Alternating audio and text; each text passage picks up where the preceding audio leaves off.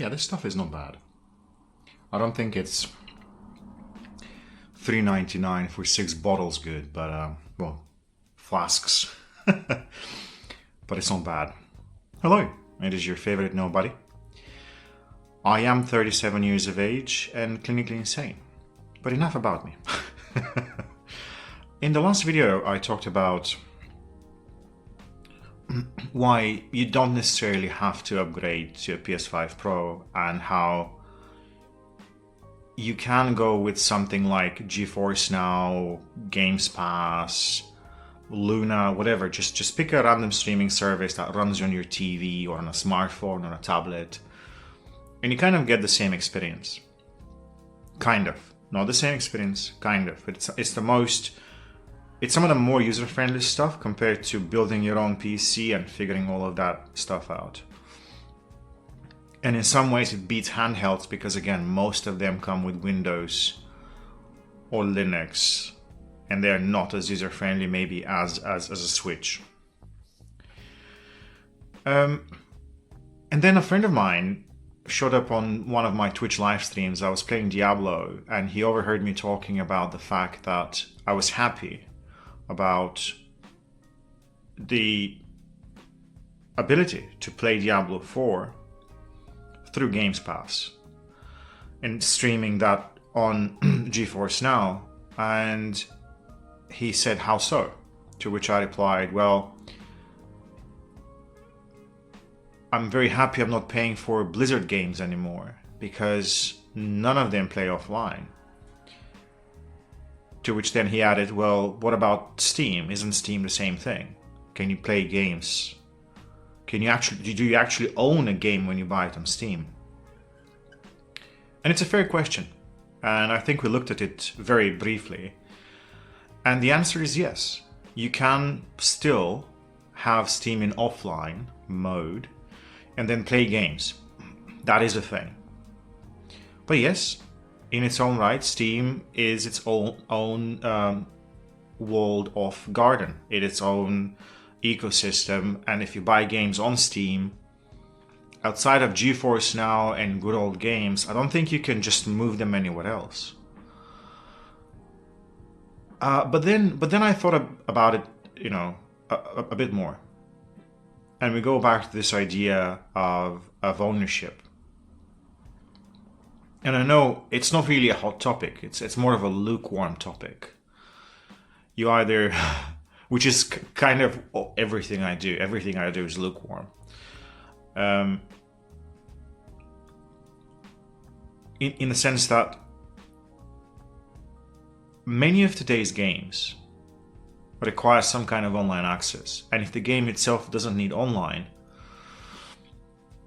doesn't need internet to work, the launchers through which you have to play it through force you to log someplace, authenticate, and then wait for authorization from the other side to let you in to play. And it got me thinking, because I work in infrastructure myself. I'm thinking, well, in that case, I will never again pay for the game that requires this. I'll never pay full price for a game that does that. And in fact, I will stay my wallet for any online game that requires a buy into it. Because I don't see a point in that. I can just stream it or wait for it to show up on Games Pass. Or just watch somebody else play it. I don't need to buy. Because I don't own it. Nobody does. You see, in the good old bad days of late 90s, early 2000s, as I said previously, the infrastructure was not there for digital stuff. It was mostly buying discs, waiting for downloads. You put on something, you switch the download, you turn on the download for something, and then you walk away and you come back after a few hours. The idea that nowadays you can have a game in seconds, it's that frictionless, means that it's easier to forget what is it you're paying for. The less friction you have between your wallet and a product, the less likely it is you'll be thinking much about it, except for the price itself. But sometimes even the price itself might not faze you. And then, yeah, the less stopgaps there are, the less warning messages there are. Hey, maybe, do you need this? Do you need it? You want it? Do you need it? There is no such thing. There are no mechanisms that can prevent you from buying. In fact, the emergence of gray markets where you can buy games much cheaper is proof that you can get to a point where you're just buying things, not because you need them, but because you want, and you're wondering what to do with your time, with your energy. So yeah, my lukewarm take on ownership is this: don't buy things that are online only. Now, when I say that, we also have to accept the fact that online or live services require an infrastructure in place. They require servers, networking, people supporting these things and maintaining them. It's expensive. It is expensive. It's an expensive enterprise. And then I kind of understand a cosmetic shop. I kind of understand a season's pass or a battle pass.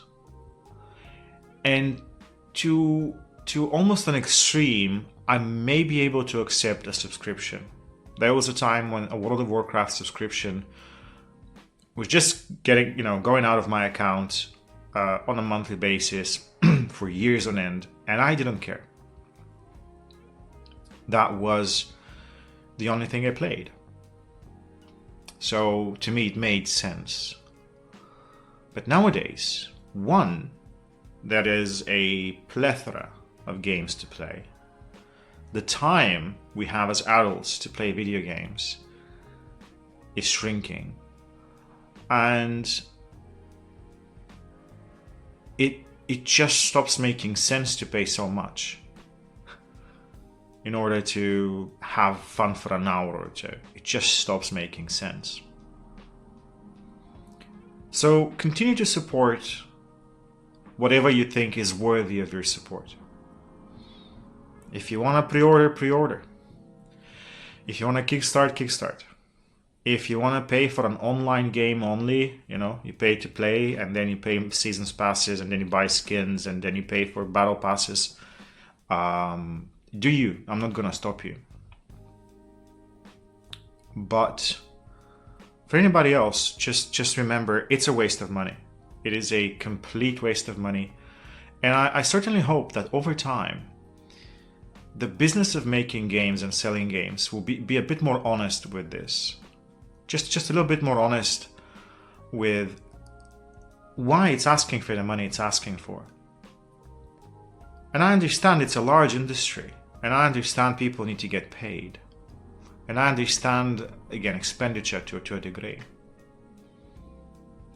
But it's not magic, really. It's not something that cannot be thought of and figured out, I think. And what I mean by this is,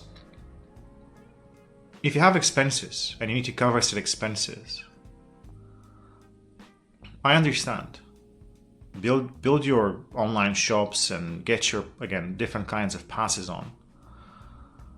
But by asking somebody to pay up front for something they can lose as soon as your idea dies down, or you stop having the ability to support a business that's not viable, these people no longer own whatever they paid for. And so, yeah, keep an eye out for games that come with the ability to play offline, allow LAN or local multiplayer, those are the ones probably worthy of your hard-earned cash. And everybody else, I hope we see a reality check of some kind. Money is not infinite, growth is not infinite.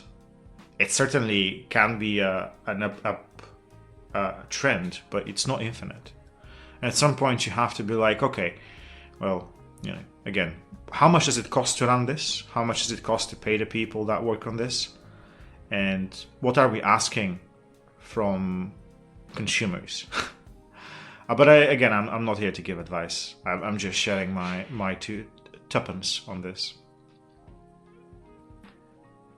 Yeah, I have nothing else.